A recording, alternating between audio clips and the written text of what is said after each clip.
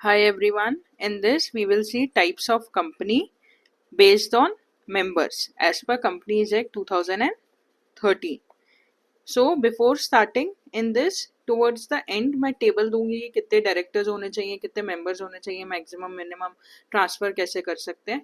But उससे पहले हम लोग तीनों ये सेक्शंस को, जो OPC, private company and public company के जो सेक्शंस हैं, इनको हम डिटेल में बेयर एक्ट से पढ़ेंगे. इसका क्या एडवांटेज है, आपको पहली चीज याद नहीं करनी पड़ेगी. दूसरी चीज, आप लोगों को लॉ पढ़ना आएगा कि बेयर एक्ट से लॉ कैसे पढ़ते हैं. मैं चाहूँ तो मैं समराइज टेबल से पूरा बता सकती हूँ, लेकिन आप एक बार लॉ पढ़ना सीखिए ताकि आप कोई भी लॉ, चाहे आप बाद में इनकम टैक्स का कोई सेक्शन देखें या कंपनीज एक्ट या XYZ, आप कोई भी लॉ देखें तो आपको इजी रहेगा वो चीज समझने में. तो स्टार्ट करते हैं. सबसे ज्यादा इम्पोर्टेंट और लेंदी सेक्शन इसमें से प्राइवेट कंपनी का है, तो हम उसी से स्टार्ट करते हैं. लाइन बाय लाइन पढ़ेंगे एकदम स्लोली, तो आप लोगों को अच्छे से समझ आएगा. ये है कंपनीज एक्ट 2013 का सेक्शन 2 क्लॉज 68, जो कि डिफाइन करता है कि प्राइवेट कंपनी क्या होती है.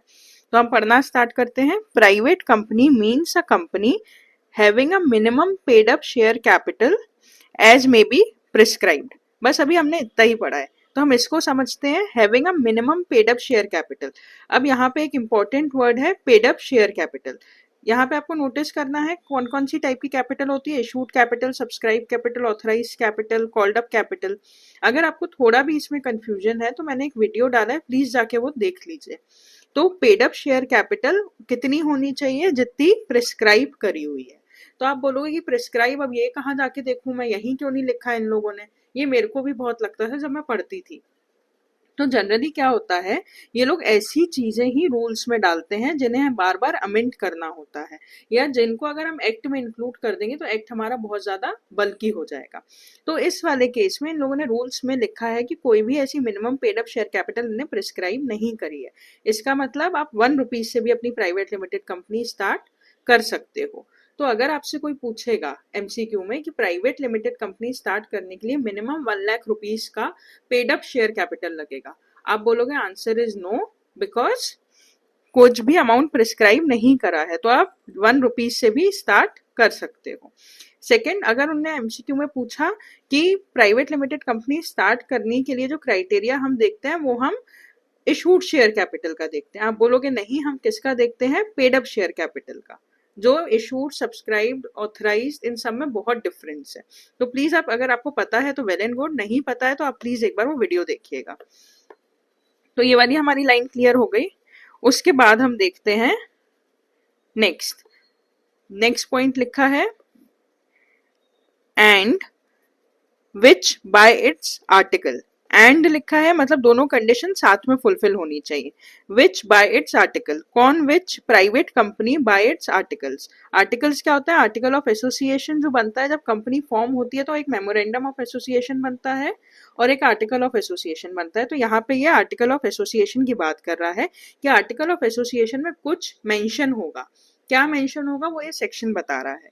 क्या मेंशन होगा कि article of association restricts the right to transfer its share. मतलब आर्टिकल ऑफ एसोसिएशन मान लो अगर 50 पेजेस का है, तो उसमें कहीं ना कहीं लिखा होगा कि आप प्राइवेट लिमिटेड कंपनी का, इस कंपनी के आप शेयर्स जो हैं वो फ्रीली ट्रांसफर नहीं कर सकते हैं. तो वो कहाँ मेंशन होगा, आर्टिकल ऑफ एसोसिएशन में. ऐसा हम क्यों मेंशन कर रहे हैं, क्योंकि ये सेक्शन में ही लिखा है. अगर आपको प्राइवेट कंपनी बनानी है तो उसके बेसिक चीजें हैं जो आपको फुलफिल करनी रहेंगी. तो आई होप ये समझ आया हमको. तो एक बार हम यहाँ से देख लेते हैं. Private company means a company having minimum paid up share capital as may be prescribe amount कुछ है क्या, answer is no. And which by its article restrict the right to transfer its share. Article में उन्हें restriction भी डाल दी कि आप share transfer नहीं कर सकते हो इजीली. तो आपके ये 2 स्टेप हो गए. उसके बाद हम आते हैं अगले पे, accept in case of 1 person company. मतलब 1 पर्सन कंपनी को हटा दिया, ठीक है, तो सिर्फ प्राइवेट कंपनी की बात हो रही है. Limits the number of members to 200. मतलब मैक्सिमम नंबर ऑफ मेंबर्स कितने हो जाएंगे, 200. तो अभी तक हमने जो चीजें पढ़ी उससे हमें 3 चीजें समरी निकल कर आती है. सबसे पहले minimum paid up share capital कितने से भी फॉर्म हो जाएगा. उसके बाद सेकेंड, आर्टिकल ऑफ एसोसिएशन में लिखा होना चाहिए कि उसके जो शेयर्स के राइट्स हैं ट्रांसफर करने के वो रिस्ट्रिक्टेड है. थर्ड, 1 पर्सन कंपनी के अलावा मैक्सिमम नंबर ऑफ मेंबर्स इसमें कितने हो सकते हैं, 200। तो यहाँ तक हमारा ये सेक्शन हो गया जिसने हमें 3 बातें बताई। उसके बाद आता है प्रोवाइडेड दैट। अब प्रोवाइडेड दैट का क्या मतलब होता है कि ऊपर जो लिखा है, ठीक है, उसके एडिशन में या उसके एक्सेप्शन क्या है, जनरली उसका एक्सेप्शन क्या रहता है वो लिखा रहता है। तो इसमें क्या लिखा है कि जो ऊपर वाली चीज को फॉलो नहीं करता है। वेयर टू और मोर members where two or more person hold one or more share in a company jointly, they shall for the purpose of this clause be treated as a single member। ये bouncer गया होगा, I know. एक बार अपन इसे example के through समझते हैं। नीचे अपन ने ऊपर देख लिया 3 बातों में एक बात थी कि प्राइवेट लिमिटेड कंपनी में मैक्सिमम मेंबर कितने हो सकते हैं, 200। तो अपन एक एग्जांपल लेते हैं, एबीसी प्राइवेट लिमिटेड है जिसमें एट प्रेजेंट मेंबर्स कितने हैं, 199। मतलब कितने मेंबर और ऐड हो सकते हैं, आप बोलोगे मैम 1। ठीक है, अब ये आप हो और ये आपके दोस्त हैं। आप ये कंपनी में जाते हो और आप बोलते हो सर मेरे को आपकी कंपनी के शेयर्स लेने हैं, हम दोनों शेयर लेना चाहते हैं। तो यहाँ पे एक अकाउंटेंट बैठे हैं, वो अकाउंटेंट ने ऊपर के सिर्फ जो 3 बातें लिखी थी ये वाली, उनने सिर्फ ये पढ़ी हैं और ये प्रोवाइडेड दैट के आगे पढ़ा नहीं है। तो वो बोलेंगे कि सर हमारी कंपनी में ऑलरेडी 200 मेंबर हम मैक्सिमम रख सकते हैं, ऑलरेडी 199 हो गया है, मैं शेयर अलॉट कर सकता हूँ लेकिन या तो आपको या आपको।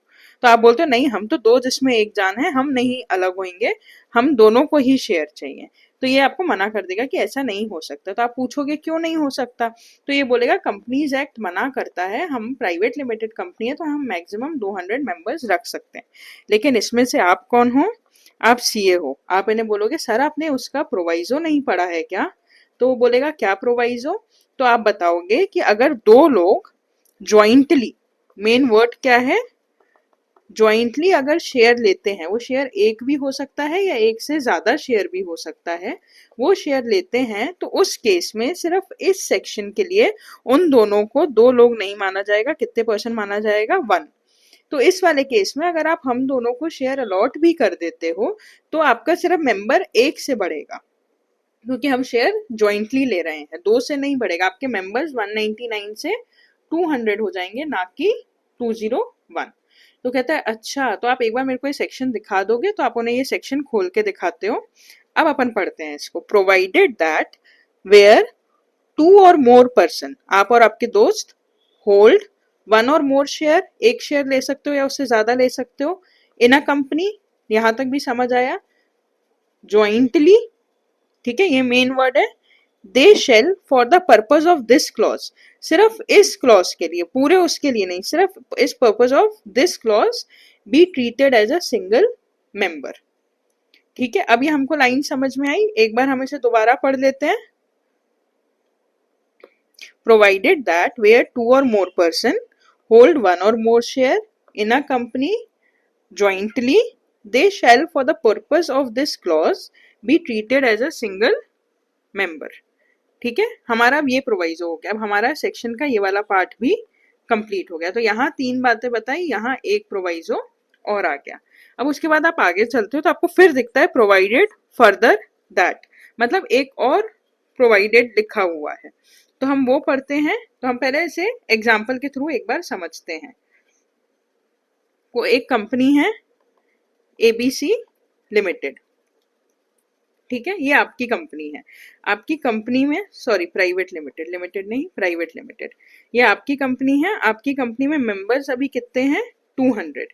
ये एक ऑडिटर है, ठीक है, और ये आप हो, आप सीए हैं और ऑडिटर भी ऑफ कोर्स सीए है। तो ये आपके कंपनी में मेंबर्स हैं 200। लेकिन कुछ ऐसे भी मेंबर हैं जो आपके या तो अभी एम्प्लॉई हैं या फिर आपके एक्स एम्प्लॉय रह चुके हैं, इनका नंबर कितना है, 100। तो आपके टोटल मेंबर कितने हो जाते हैं, 300। अब आपकी कंपनी में ये ऑडिटर आए एबीसी प्राइवेट लिमिटेड में, इनने बोला कि आप अपना मेंबर्स रजिस्टर लाके दे दीजिए। आपने लाके दिया, इनने सीधे फिगर देखी 300। इनने बोला ये तो वायलेशन ऑफ कंपनीज एक्ट है, मैक्सिमम मेंबर कितने हो सकते हैं, 200, और आपके मेंबर कितने हैं, 300। तो आप उनको समझाओगे कि सर मेरे मेंबर्स तो 200 ही हैं, बाकी के जो मेरे शेयर्स अलॉटेड हैं वो जो मेंबर्स हैं वो मेरे या तो एम्प्लॉय अभी हैं या वो मेरे एम्प्लॉय रह चुके हैं, मतलब प्रेजेंट में एम्प्लॉय है मेरी कंपनी के, या फिर मेरे एक्स एम्प्लॉय रह चुके हैं, उनका नंबर 100 है, इसलिए टोटल 300 आ रहा है। तब ये सीए कहेगा अच्छा आपने वो वाले सेकंड प्रोवाइजो का यूज करा है इसमें, आप कहोगे हाँ, तो फिर से अपन एक बार ये प्रोवाइजो पढ़ते हैं कि वो क्या कहना चाह रहा है। A person who are in the employment of the company and person who having been formally in employment of the company. मतलब इससे क्या समझ आ रहा है, अभी कंपनी के आपके प्रेजेंट एम्प्लॉइज और आपके कंपनी के एक्स एम्प्लॉइज, ठीक है, ये दो लाइंस का यही मतलब है। Where member of the company while in that employment or have been continued to be members of after that employment is ceased shall not be included in the number of members। ठीक है, आपके present में employees, किसी भी company के present में employees या फिर उसके एक्स एम्प्लॉइज, अगर वो उस कंपनी के मेंबर हैं ड्यूरिंग देयर एम्प्लॉयमेंट या उनकी एम्प्लॉयमेंट खत्म हो गई उसके बाद भी वो मेंबर हैं, तो भी हम टोटल नंबर जो 200 काउंट करेंगे उसमें इनको इंक्लूड नहीं करेंगे। तो यहाँ से भी हमारी बात क्लियर हो जाती है। तो हमने ऊपर 3 चीजें पढ़ी, यहाँ पे हमने एक प्रोवाइजो यहाँ पे पढ़ा, 2 जिसमें एक जान वाला, और यहाँ पे हमने एम्प्लॉय और एक्स एम्प्लॉय पढ़ा, ठीक है। उसके बाद इसका बस थर्ड पार्ट आता है, ये प्रोवाइजो नहीं है। अब आप अगर जैसे लॉ देखोगे तो ये यहाँ लॉ में बाय आर्टिकल रिस्ट्रिक्ट, ये फर्स्ट पॉइंट था, ये सेकंड था, सेकंड के 2 प्रोवाइजो थे, क्योंकि सेकंड में उसने क्या बात करी थी, 200 नंबर की बात करी थी, तो ये भी कहीं ना कहीं प्रोवाइजो नंबर से लिंक था, 200 नंबर में क्या इंक्लूड नहीं होगा, और ये भी प्रोवाइजो 200 नंबर से लिंक था कि क्या इंक्लूड नहीं होगा। अब तीसरा पॉइंट आ रहा है जो ऑल टुगेदर डिफरेंट है, वो क्या लिखता है, prohibits any invitation to the public to subscribe for any security of the company। मतलब आप पब्लिक में जाके अपनी सिक्योरिटी सेल नहीं कर सकते हो, क्योंकि आप प्राइवेट कंपनी हो, पब्लिक कंपनी नहीं हो, पब्लिक से पैसा नहीं ले सकते हो।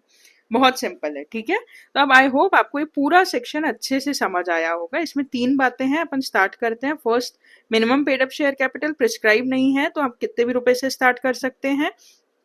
उसके बाद आर्टिकल ऑफ एसोसिएशन है, रिस्ट्रिक्ट करना चाहिए, क्या रिस्ट्रिक्ट करना चाहिए, right to transfer the share. उसके बाद मैक्सिमम मेंबर्स कितने होने चाहिए, 200।